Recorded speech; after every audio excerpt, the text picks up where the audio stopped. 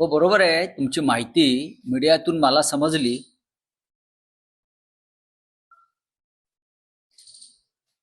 हे जे निर्णय असतात ते पक्षामध्ये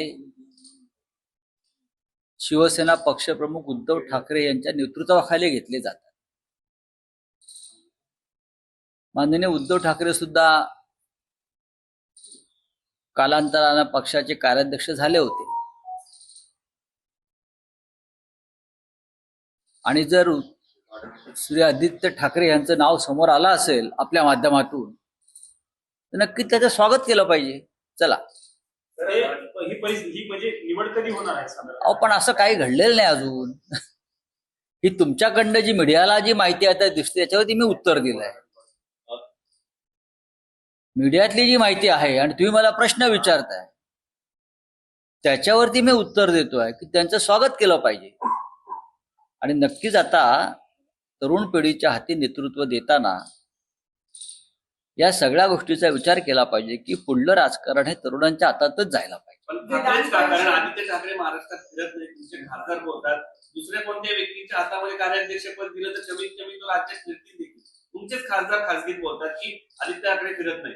खासगीमध्ये बोलण्याला काही अर्थ नसतो. नंबर 1, पक्षामध्ये अनेकदा याच्यावर पक्षाच्या संघटनेबाबत चर्चा होत असते. मुंबई महानगरपालिकेच्या निवडणुकीत किंवा इतर महानगरपालिकांच्या निवडणुकीमध्ये आदित्य ठाकरे यांनी उत्तम पद्धतीनं काम केलेलं आहे.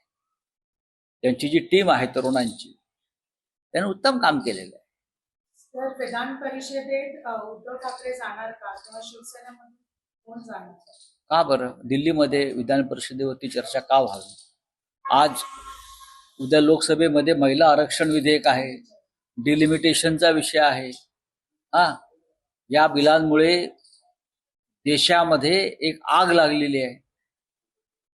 उत्तर विरुद्ध दक्षिण असा संघर्ष सुरू झालेला आहे.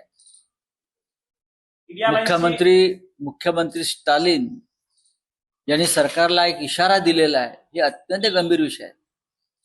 विधान परिषदेमध्ये कोण जाणार किंवा अन्य काही गोष्टी होणार की नाहीत त्याच्यासाठी आपल्याकडे भरपूर वेळ आहे चर्चा करायला. प्रश्न आहे